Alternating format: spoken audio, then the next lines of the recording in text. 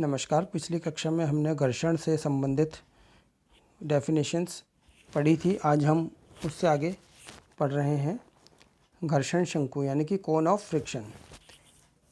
जब दो रुक्ष पिंड यानी कि रफ बॉडीज़ जो है आपस में संपर्क में हो तो तथा उनका स्पर्श बिंदु ओ हो, जैसे कि यहाँ देख रहे हैं दो रफ बॉडीज़ जो रुक्ष समतल संपर्क में और उनका स्पर्श बिंदु ओ है, तो वह शंकु जिसका शीर्ष स्पर्श बिंदु हो, यानी कि इस शंकु का शीर्ष क्या स्पर्श बिंदु।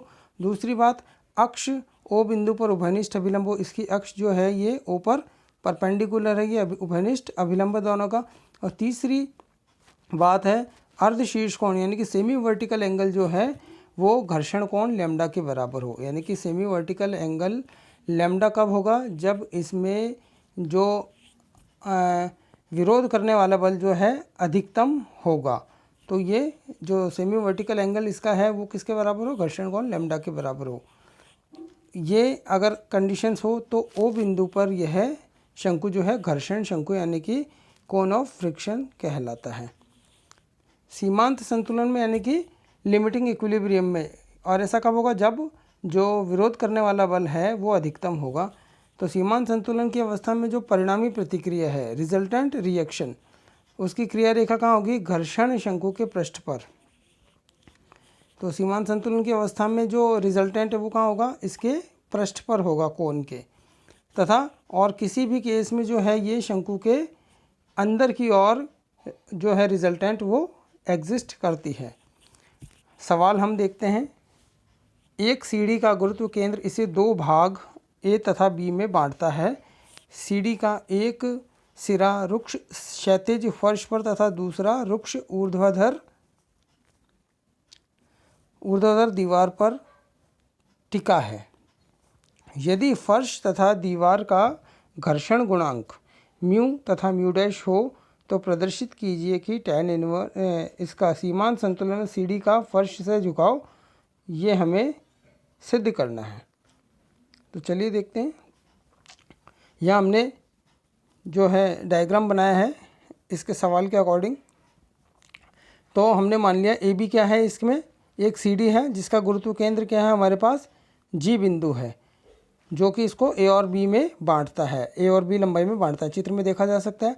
और जी बिंदु पर जो है सीढ़ी का भार क्या ऊर्ध्वाधर नीचे की ओर क्रियाशील है, और सीढ़ी का जो निचला हिस्सा है ए बिंदु पर वो फर्श के संपर्क में है जो कि रफ है, और सीढ़ी जो है फर्श से अल्फा एंगल बनाती है।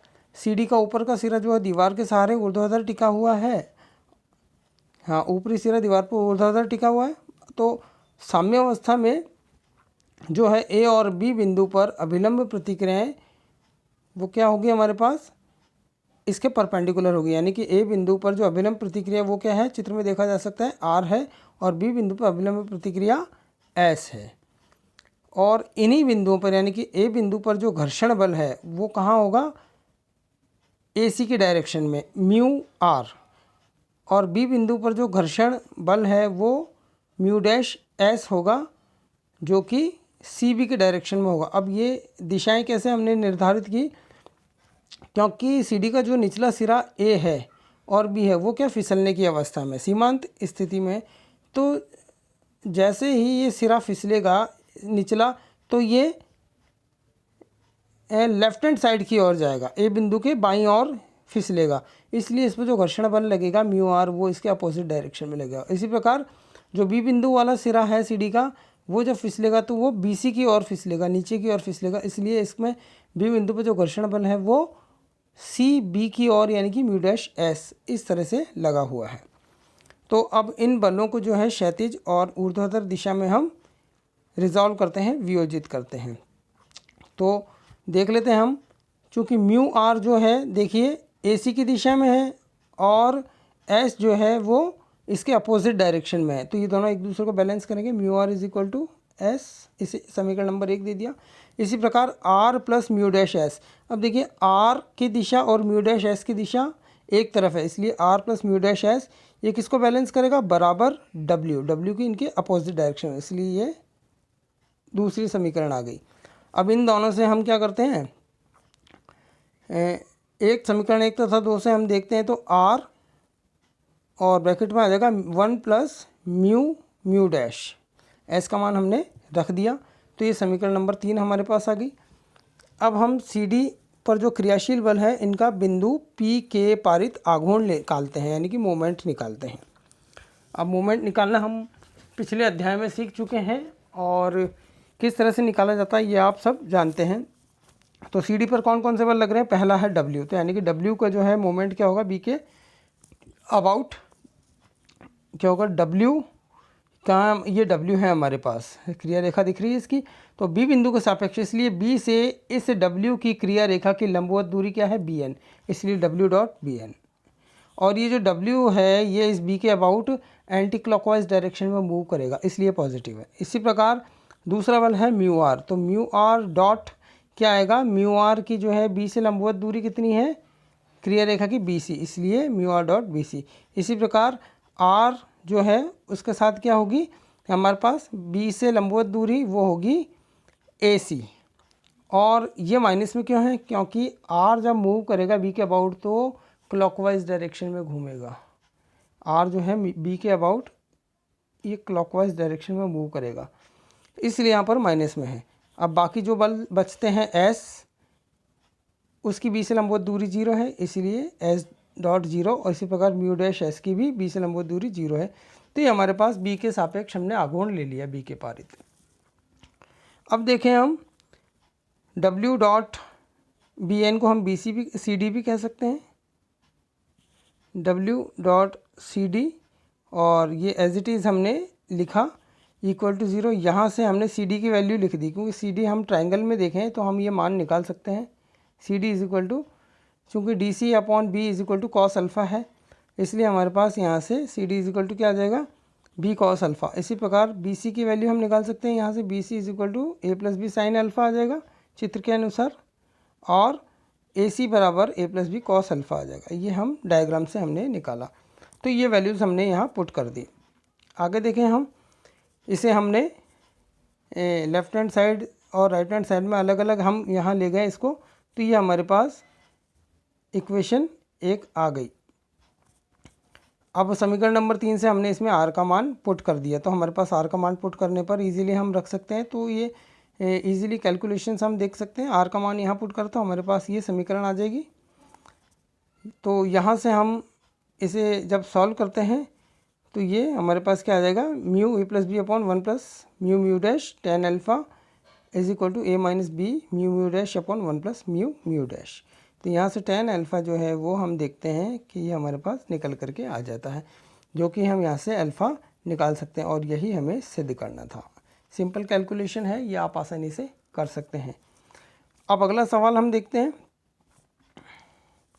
कोई एक समान छड़ किसी ऊर्ध्वाधर समतल में किसी स्थिर अर्धगोलीय प्याले में स्थित है, जिसकी त्रिज्या छड़ की लंबाई के तुल्य है। यदि छड़ और प्याले के मध्यस्थ घर्षण गुणांक म्यू है, तो सिद्ध कीजिए कि सीमांत संतुलन में छड़ का क्षैतिज से झुकाव, ये जो हमारे पास tan inverse 4 mu upon 3 minus mu square होगा। ये हमें सिद्ध करना है। तो हम देखते हैं,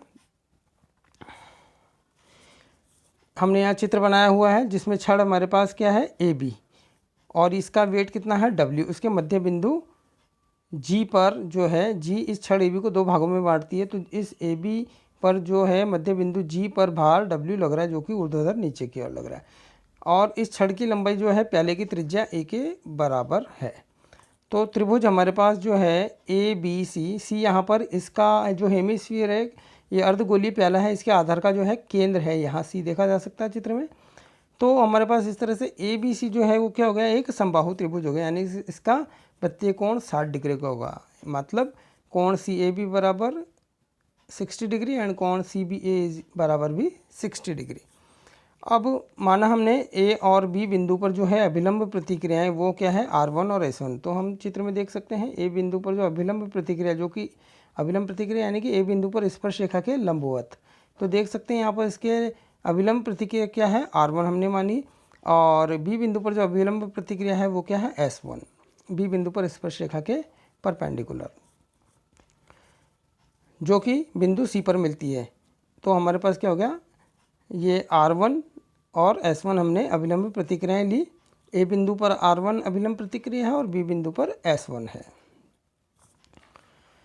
जो कि बिंदु सी पर मिलती है। अब बिंदु ए और बी पर जो है स्पर्श रेखाओं के अनुदिश जो घर्षण बल है, चूँकि ये जो छड़ ए बी है जब फिसलेगी तो ये ए बिंदु पर ऊपर की ओर जाएगी, इसलिए घर्षण बल इसको रोकने के लिए इस स्पर्श रेखा के अनुदिश नीचे की ओर लग रहा है। इसकी डायरेक्शन हम चित्र में देख सकते हैं। इसी प्रकार बी बिंदु पर ये जो छड़ का सिरा है वो नीचे की ओर फिसलेगा, तो इसे बैलेंस करने के लिए जो इसका घर्षण बल इसे जो रोकेगा फिसलने से, वो अपोजिट यानी कि इस दिशा में लगेगा, म्यू S1 दिशा में। तो यहाँ हमारे पास चित्र में इनकी डायरेक्शंस हमने शो की है। और ए तथा बी बिंदु पर जो रिजल्टेंट है, परिणामी प्रतिक्रियाएं हैं, वो क्या है? ए बिंदु पर R2 इसकी परिणामी प्रतिक्रिया है और बी बिंदु पर जो इसकी परिणामी प्रतिक्रिया है वो क्या है? S2। अब परिणामी प्रतिक्रिया क्या होती है हम पढ़ चुके हैं कि चूँकि ए बिंदु पर परिणामी प्रतिक्रिया जो है R2 है, तो R2 जो है इस अभिलंब प्रतिक्रिया यानी कि R1 के साथ में लैम्डा कोण बनाती है। ये घर्षण कोण है, ये पूर्व में हम पढ़ चुके हैं घर्षण कोण है। अब यहाँ लैम्डा क्यों लिया? क्योंकि ये सीमांत संतुलन की अवस्था में जिस समय घर्षण बल जो है म्यू R1 और म्यू S1 अधिकतम होंगे, इसलिए ये घर्षण कोण जो है वो लैम्डा होगा। तो R2 और S2 हमारे पास क्या है? इनके रिजल्टेंट है। ए बिंदु पर R2 है और बी बिंदु पर S2 इसका रिजल्टेंट है। जो S2 वो किसका परिणामी है? म्यू S1 का और S1 का। तो हमने माना कि R2, S2 और चूँकि W जो वेट लग रहा है जी बिंदु पर, ये तीनों हम मिलाते हैं तो एक बिंदु O पर मिलते हैं। अब चूँकि इनका मध्य बिंदु, छड़ का मध्य बिंदु G है, जिस पर वेट W नीचे की ओर क्रियाशील है, और छड़ का हम मान लेते हैं क्षैतिज के साथ झुकाव अगर थीटा है, तो हम देख सकते हैं यहाँ पर चित्र में आसानी से कि कोण OGB जो है वो 90 - थीटा होगा। अब चूँकि ABC समबाहु त्रिभुज है, इसलिए हम ये देख सकते हैं यहाँ पर कि OAG जो है वो क्या होगा? 60 - लैम्डा, और OBG है वो क्या होगा? वो भी 60 + लैम्डा होगा। अब हम त्रिभुज AOB में जो है क्या करते हैं? त्रिकोणमितीय प्रमेय का यूज़ करते हैं। ये त्रिकोणमितीय प्रमेय है हमारे पास, m + n cot theta = n cot A - m cot B। तो m हमारे पास AG है और n जो है वो GB है, और जो हमारे पास थीटा की वैल्यू है वो क्या है? 90 - थीटा है यहाँ पर थीटा। और हमारे पास यहाँ A जो है गिवन है 60 - लैम्डा, और B जो है वो क्या है? 60 + लैम्डा। तो ये मान हमने यहाँ इस MN थ्योरम में जो है वो क्या पुट कर दिए। इसे हम सिंप्लीफाई करते हैं, चूँकि AG और BG दोनों आपस में बराबर है, G इसका मध्य बिंदु है छड़ का, इसीलिए यहाँ पर ये कैंसिल हो जाएगा, क्योंकि AG = GB। तो यहाँ क्या बचेगा हमारे पास? 2 tan थीटा, क्योंकि cot थीटा आ जाएगा हमारे पास cot 90 - थीटा = cot थीटा, जो कि जो है हमारे पास वो इसको हम सिंप्लीफाई करेंगे तो क्या हो जाएगा? cot 90 - थीटा = tan थीटा हो जाएगा। इसी प्रकार यहाँ से हम राइट हैंड साइड में देखेंगे तो वो हो जाएगा हमारे पास 1/tan 60 - लैम्डा और 1/tan 60 + लैम्डा।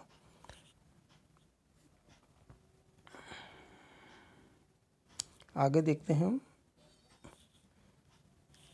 इसे हम सिंप्लीफाई करा हमने tan A - देखिए हमने अब एक बार फिर जाते हैं पीछे, tan 60 - लैम्डा और tan 60 + lambda. tan A - B का फार्मूला लगाएंगे हम। tan A - B जो होता है वो क्या होता है? tan A - tan B / 1 + tan A tan B, और tan A + B होता है tan A + tan B / 1 - tan A tan B। तो ये हमने फार्मूला यहाँ अप्लाई कर दिया। क्योंकि tan 60 = √3 होता है, ये हमने वैल्यू पुट कर दी, और म्यू = tan लैम्डा, ये हम रिज़ल्ट पढ़ चुके हैं, इसलिए म्यू = हमने tan लैम्डा की जगह म्यू पुट कर दिया। हमने यहाँ सिंपल कैलकुलेशन की यहाँ, तो आप देख सकते हैं इस कैलकुलेशन से हमारे पास जो है ये सॉल्व होकर के आ गया। अब मतलब tan थीटा = फाइनली हमारे पास क्या आ गया? 4μ/3 - μ², जो कि हमें थीटा की वैल्यू देता है। Theta = tan inverse 4μ/3 - μ²। तो ये हमने आज सवाल किए। तो आज के लिए इतना ही, अगले भाग के लिए हम अगली कक्षा में पढ़ेंगे। धन्यवाद।